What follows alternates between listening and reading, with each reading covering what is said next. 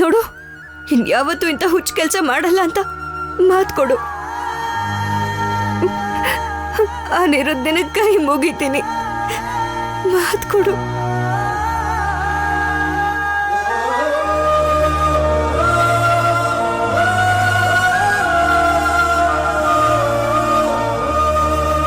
ನಾನು ಮಾತು ಕೊಡ್ತಾ ಇದ್ದೀನಿ ಪುಣ್ಯ. ನಂಗೋಸ್ಕರ ಅಲ್ಲ, ಈ ಪ್ರೀತಿಯನ್ನು ಬಂಧಕ್ಕೋಸ್ಕರ.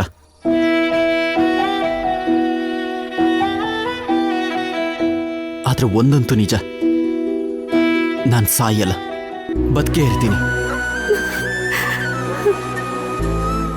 ಆದ್ರೆ ನನ್ನ ಬದುಕಿಗೆ ಯಾವ ಅರ್ಥನೂ ಇರಲ್ಲ.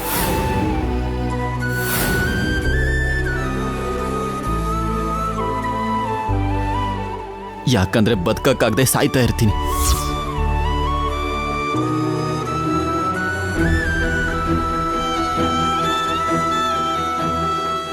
ನನ್ನಿಂದ ನಾನಲ್ಲ ಪುಣ್ಯ, ನೀನ್ ಜೊತೆಗಿದ್ರೇನೆ ನಾನು.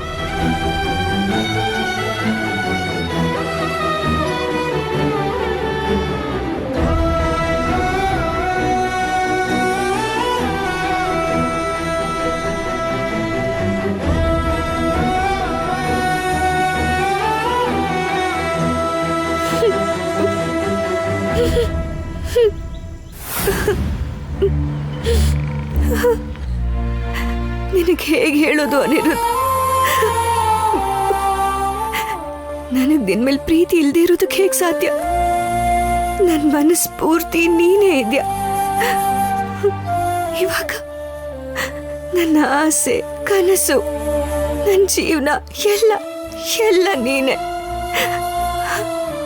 ಆದ್ರೆ ಹೇಳಕ್ಕಾಗದೆ ಇರೋ ಪರಿಸ್ಥಿತಿ, ಹೇಳಕ್ಕಾಗ್ತಾ ಇಲ್ಲ. ಈ ಪೌರ್ಣಮಿ ಒಳಗೆ ನೀನ್ ನಾಗಮಣಿ ತಂದ್ರೇನೆ ನಿನಗೆ ನಾಗಮಂಡಲಕ್ಕೆ ಪ್ರವೇಶ, ಇಲ್ಲ ಅಂದ್ರೆ ಊರಿಂದ ಬಹಿಷ್ಕಾರ ಆಗ್ತೀವಿ. ಬೇಡ ಬೇಡ, ನಿನಗೇನು ಆಗ್ಬಾರ್ದು. ನೀನ್ 100 ವರ್ಷಗಳು ಚೆನ್ನಾಗಿರ್ಬೇಕು, ಚೆನ್ನಾಗಿ ಬದುಕಿರ್ಬೇಕು, ಆನಂದವಾಗಿರ್ಬೇಕು.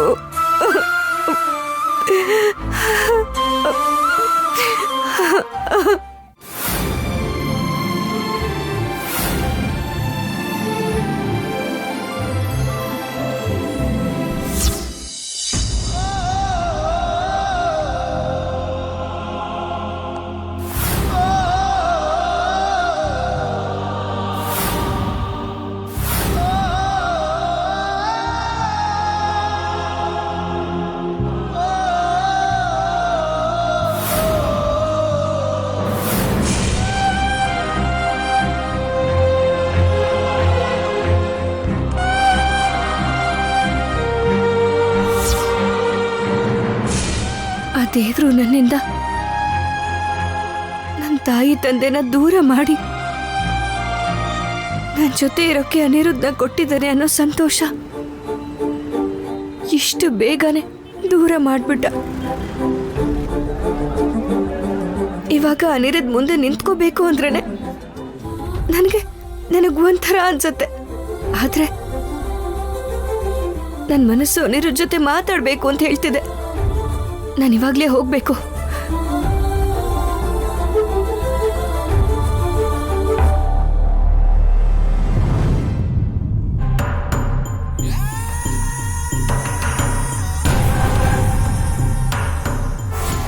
ಅಬ್ಬಬ್ಬಬ್ಬಬ್ಬಬ್ಬಾ, ಒಳ್ಳೆ ಬೊಂಬೆ ಥರ ಹೇಗ್ ರೆಡಿ ಆಗಿದೆ. ನಿನ್ ಅಲಂಕಾರ ನೋಡ್ತಾ ಇದ್ರೆ ಮದ್ವೆ ಆಗ್ಬೇಕಾಗಿರೋ ಮದುಮಗಳು ನಾನಾ ನೀನಾ ಅಂತ ನನಗೆ ಡೌಟ್ ಬರ್ತಿದೆ. ಭಾವ ಮದ್ವೆ ಆಗ್ತಿರೋದು ನನ್ ಜೊತೆ, ನಿಶ್ಚಿತಾರ್ಥ ಆಗಿರೋದು ಕೂಡ ನನ್ ಜೊತೆನೆ. ಈಗ ಸುಬ್ರಹ್ಮಣ್ಯ ಸ್ವಾಮಿ ಷಷ್ಠಿ ಮಾಡೋದು ಕೂಡ ನನ್ ಜೊತೆನೆ. ನಾನೇ ಇನ್ನು ರೆಡಿ ಆಗಿಲ್ಲ, ಅಂಥದ್ರಲ್ಲಿ ನನಗಿಂತ ಮುಂಚೆ ನೀನೇ ರೆಡಿ ಆಗ್ಬಿಟ್ಟಿದ್ಯಲ್ಲೇ. ಪರ್ಣಿಕಾ, ಹುಚ್ಚಿಡ್ದಿದ್ಯಾ ನಿಂಗೆ? ಯಾಕೆ ಹಾಗೆ ಮಾತಾಡ್ತೀಯಾ? ಇನ್ ಹೇಗೆ ಮಾತಾಡ್ಬೇಕು?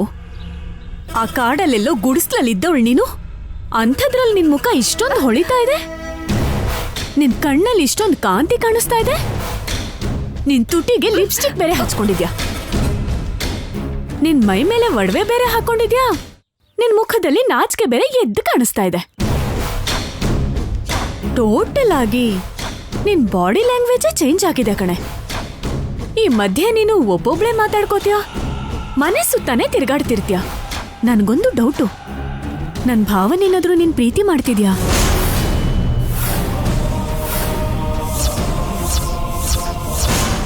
ನಿನ್ನನ್ನ ಕೇಳ್ತಿರೋದು.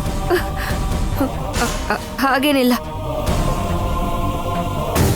ಇಲ್ಲ ಅಂತ ಹೇಳಿದ್ದಕ್ಕೆ ಬದುಕ್ಬಿಟ್ಟೆ ಕಣೆ. ಇಲ್ಲ ಅಂದಿದ್ದಿದ್ರೆ ಇಲ್ಲ ಅಂತ ಹೇಳ್ತಿದ್ರೆ ನಿಂಗೆ ಅರ್ಥ ಆಗ್ತಿಲ್ವಾ? ಹೋಗು ಮೊದಲು ಇಲ್ಲಿಂದ. ಹೋಗ್ತೀನಿ, ಆದ್ರೆ ಸುಮ್ನೆ ಹೋದ್ರೆ ಹೇಗ್ ಸಮಾಧಾನ ಆಗುತ್ತೆ?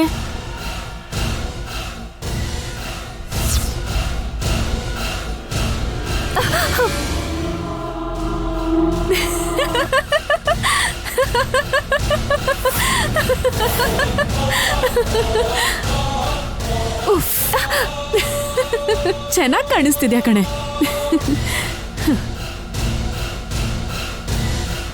ಕೇಳಿಸ್ಕೊ, ನನಗಿಂತ ಚೆನ್ನಾಗಿ ರೆಡಿಯಾಗಿ ನನ್ನ ಭಾವನ್ ಮುಂದೆ ಯಾರಾದ್ರೂ ಬಂದ್ರೆ ನಾನು ಸುಮ್ಮನೆ ಇರಲ್ಲ.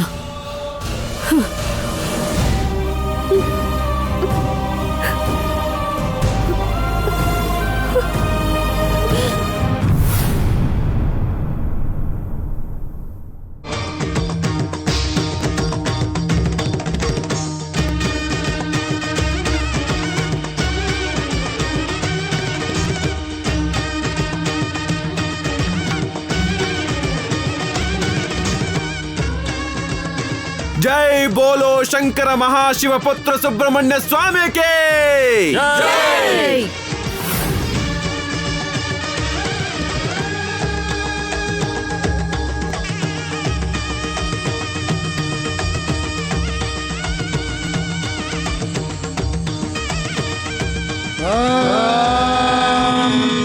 ध्रुवन्ते राजा वरुणा ध्रुवं देवो बृहस्पतिः ध्रुवन्त इन्द्रश्चाग्निश्च राष्ट्रं धारयतां ध्रुवम् पर्वत इवाविलाजलिः इन्द्र इवेह ध्रुवस्तिष्ठा इह राष्ट्रमुदारय अभितिष्ठप्रदन्यतः अधरे सन्तु शत्रवः इन्द्र इव वृत्रः तिष्ठ अपः क्षेत्राणि सञ्जयन् इन्द्रेण मलीधरतो ध्रुवं ध्रुवेण हविषा तस्मै देवादिब्रवन् ध्रुवाद्योर्ध्रुवा पृथिवी ॐ आशुशिशानो वृषभो न यज्ञोघनाघनाक्षोभणश्चर्षणीनाम् सङ्क्रन्दनानि विषयकवीरशतकं सेनादयत्सागमिन्द्रः सङ्क्रन्दनेन निमिषेण जिष्णुना युत्कारेण दृश्यवरेण धृष्णुना तदिन्द्रेण दयदत्सहध्वं युधो नरैषुहस्तेन वृष्णा सैषुहस्तैः सविषङ्गिभिर्वसी सज्ञस्रष्टा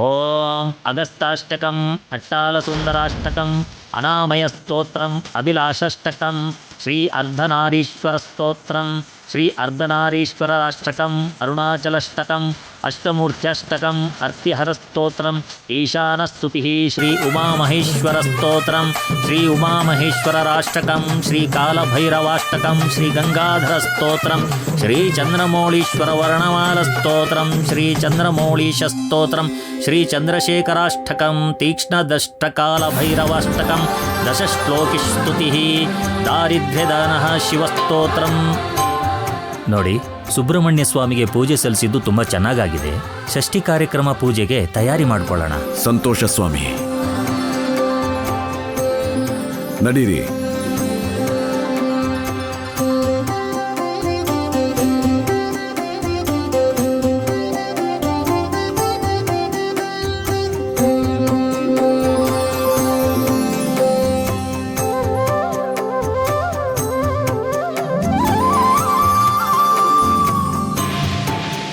ತಪಸ್ವಿಗಳಿಗೆ, ಗುರುಗಳಿಗೆ ಈ ಗರುಡ ವಂಶದವನಾದ ಧನಂಜಯ ವರ್ಮನ ನಮಸ್ಕಾರಗಳು.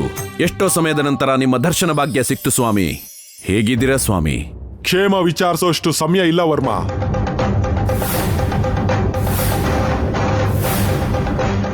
ಮಗನ್ ಮದ್ವೆ ನಡೀತಿದೆ ಅನ್ನೋ ಆನಂದ ತಲೆಗತ್ತಿ ಎದುರಾಗೋ ಅಪಾಯನ ಮರ್ತು ಹೋಗ್ತಿದ್ಯಾ?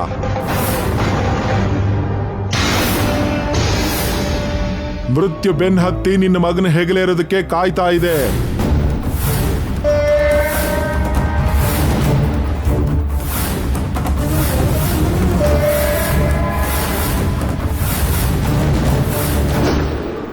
ದೊಡ್ಡ ಅಪಾಯ ಹತ್ರ ಬರ್ತಾ ಇದೆ. ಅಷ್ಟರಲ್ಲಿ ಮೃತ್ಯುನ ದಾರಿ ತಪ್ಪಿಸ್ಬೇಕು. ಮದುವೆ ಮನುಷ್ಯನ ಜೀವನವನ್ನೇ ಬದಲಾಯಿಸುತ್ತೆ. ಬರೋ ಹೆಣ್ಣು ಮಗಳ ಮಾಂಗಲ್ಯ ಬಲದಿಂದ ಬರೋ ಮೃತ್ಯುವನ್ನ ತಡೆಗಟ್ಟಬಹುದು. ತಕ್ಷಣ ನಿನ್ನ ಮಗನ ಮದುವೆ ನಡಿಬೇಕು. ಅದ್ಭುತ ಸ್ವಾಮಿ. ನನ್ನ ಅಳಿಯ ಅನಿರುದ್ಧ್ ಹಣೆ ಬರ ಬದಲಾಯಿಸಿದಕ್ಕೆ ಸುಬ್ರಹ್ಮಣ್ಯ ಸ್ವಾಮಿ ಸೃಷ್ಟಿನ ಇಲ್ಲೇ ನಡೆಸ್ತಾ ಇದ್ದೀವಿ. ಅದಾದ್ಮೇಲೆ 4 ದಿನದಲ್ಲೇ ಮದ್ವೆ. ಅಂದ್ರೆ ನನ್ನ ಮಗಳೇ ನನ್ನ ಅಳಿಯ ಅನಿರುದ್ಧ್ ಪ್ರಾಣನ ಕಾಪಾಡ್ತಾಳೆ ಅಂತಾಯ್ತು. ಎಲ್ಲ ದೈವಿಚ್ಛೆ ಅಣ್ಣ.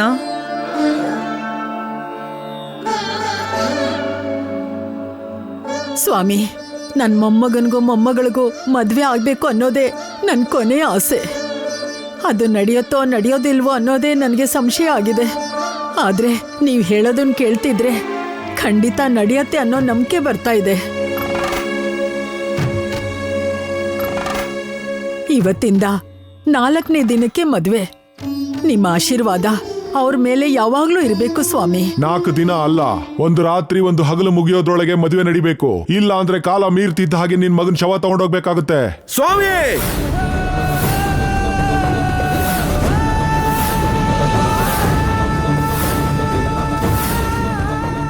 ಅಂದ್ರೆ ನಾಳೆನೆ ನನ್ನ ಮದ್ವೆ. ಪ್ರಾಣಕ್ಕಿಂತ ಹೆಚ್ಚಾಗಿ ಬೆಳೆಸಿರೋ ಮಗ ಶವ ಆಗಿ ನೋಡಕ್ಕೆ ಯಾವ ತಂದೆನೂ ಬಯಸಲ್ಲ. ಅವಶ್ಯಕತೆ ಬಿದ್ದರೆ ನನ್ನ ಪ್ರಾಣ ಕೊಟ್ಟು ನನ್ನ ಮಗನ ಉಳಿಸ್ಕೋತೀನಿ. ಅಪ್ಪ, ಅನಿರುದ್ಧ್, ನಿನ್ಗೇನು ಆಗಲ್ಲ ಕಣೋ, ನಿನ್ಗೇನು ಆಗಲ್ಲ. ಆದ್ರೆ ನಿನ್ನ ಸೊಸೆ ಜಾತಕದಲ್ಲಿ ದೋಷ ಇದೆ.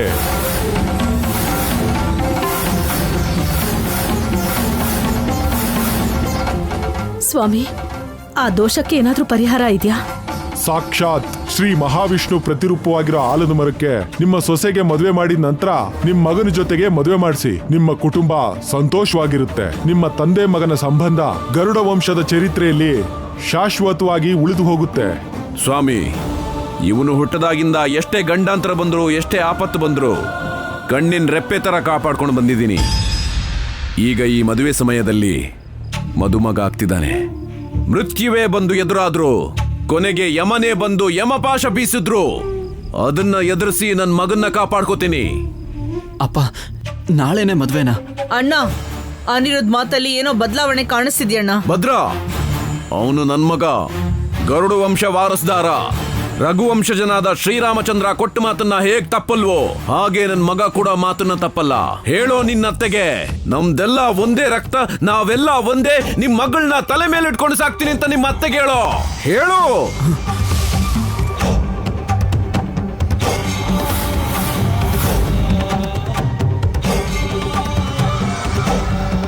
ಏನು ಯೋಚನೆ ಮಾಡ್ತಿದ್ಯಾ? ಹೇಳೋ. ಆಗ್ತೀನಿ ಅಪ್ಪ.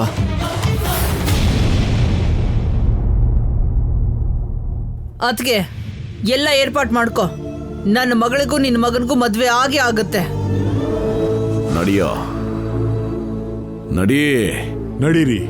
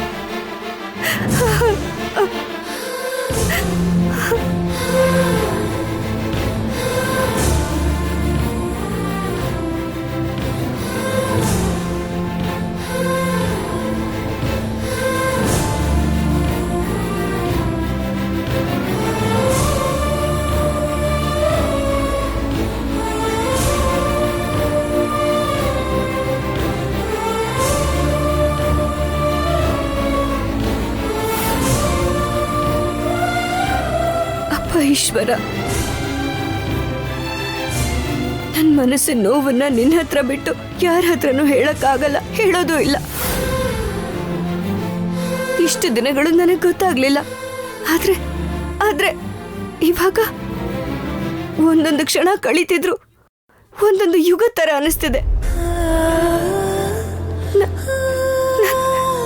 ನಾನಿರೋ ದೂರ ಆಗ್ತಿದ್ದೇನೆ ಅಂತ ಗೊತ್ತಾಗಿದ್ದು ಒಂದೊಂದು ಕ್ಷಣದಿಂದನು ಜೀವನ ಇಲ್ದಿರೋ ಹಾಗೆ ಬದುಕ್ತಾ ಇದ್ದೀನಿ.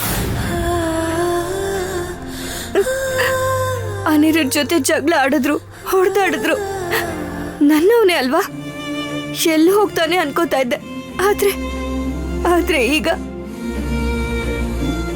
ಒಂದು ರಾತ್ರಿ ಒಂದು ಹಗಲು ಅಂದ್ರೆ 24 ಗಂಟೆನಲ್ಲಿಂದ ನನ್ನಿರೋದು,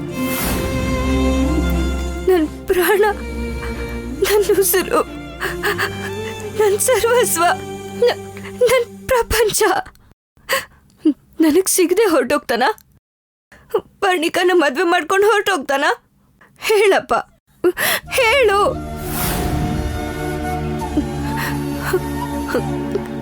ನನ್ನ ಅನಿರುದ್ಧ ನನ್ನಿಂದ ದೂರ ಆಗ್ತಾನೆ ಅಂತ ಗೊತ್ತಾಗಿದ್ದ ಕ್ಷಣದಿಂದ ನನ್ನ ಎದೆ ನಿಂತು ಹೋಗಿರೋ ಹಾಗೆ, ನನ್ನ ದೇಹ ಎಲ್ಲ ಸೋತ್ ಹೋಗಿರೋ ಹಾಗೆ, ಪ್ರಾಣ ಹೊರಟು ಹೋಗಿರೋ ಹಾಗಿದೆ ಅಪ್ಪ.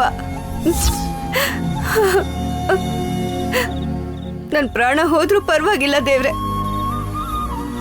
ನನ್ನ ಅನಿರುದ್ಧ ಮಾತ್ರ ಹುಷಾರಾಗಿರ್ಬೇಕು, 100 ವರ್ಷಗಳ ಕಾಲ ಸಂತೋಷವಾಗಿರ್ಬೇಕು. ನನ್ನ ಜೀವನದಲ್ಲಿ ಇಂಥ ಒಂದಿನ ಬರುತ್ತೆ ಅಂತ ನಾನು ಯಾವತ್ತೂ ಅನ್ಕೊಂಡೇ ಇರಲಿಲ್ಲ. ನಮ್ಮಮ್ಮ ಅಪ್ಪ ಸತ್ತು ಹೋದಾಗಿಂದನು ಒಬ್ಳು ಅನಾಥೆ ತರ ಬದುಕ್ತಾ ಇದ್ದೀನಿ. ನನಗೂ ಒಂದು ಮನಸ್ಸಿದೆ ಅಂತ, ಆ ಮನಸ್ಸಲ್ಲಿ ಅವನಿದ್ದಾನೆ ಅಂತ ಗೊತ್ತಾಯ್ತು. ಅವನೇ ಇವಾಗ ನನ್ನ ಮನಸ್ಸು ಪೂರ್ತಿ ಅವನೇ ಇದ್ದಾನೆ. ಇವಾಗ ಅವನೇ ದೂರ ಆಗ್ತಿದ್ದಾನೆ ಅಂದ್ರೆ ನನ್ನಿಂದ ಆಗ್ತಾ ಇಲ್ಲ. ಅಷ್ಟಕ್ಕೂ ಬದುಕಬೇಕು ಸಾಯ್ಬೇಕು ಅಂತ ಕೂಡ ಗೊತ್ತಾಗ್ತಾ ಇಲ್ಲ. ಸತ್ತು ಹೋಗೋಣ ಅನ್ಕೊಂಡ್ರೆ ನಾನು ಅವನನ್ನು ನೋಡ್ದೆ ದೂರ ಆಗಿ ಹೋಗ್ತೀನಿ. ಏನೋ ಬದುಕಿದ್ರೆ ಅವನ ನೋಡ್ತಾನೆ ಬದುಕ್ಬೇಕಾ? ಅಷ್ಟಕ್ಕೂ ಏನ್ ಮಾಡ್ಬೇಕು ನನಗ್ ಗೊತ್ತಾಗ್ತಾನೆ ಇಲ್ಲ. ಅನಿರುದ್ಧ ಅಂದ್ರೆ ನನಗ್ ಪ್ರಾಣ. ಅನಿರುದ್ಧ ಇಲ್ದೆ ಹೋದ್ರೆ ನನ್ ಬದುಕಕ್ಕಾಗಲ್ಲ. ಅನಿರುದ್ಧ ನಾನ್ ಪ್ರೀತಿಸ್ತಾ ಇದ್ದೀನಿ. ಏನೇ?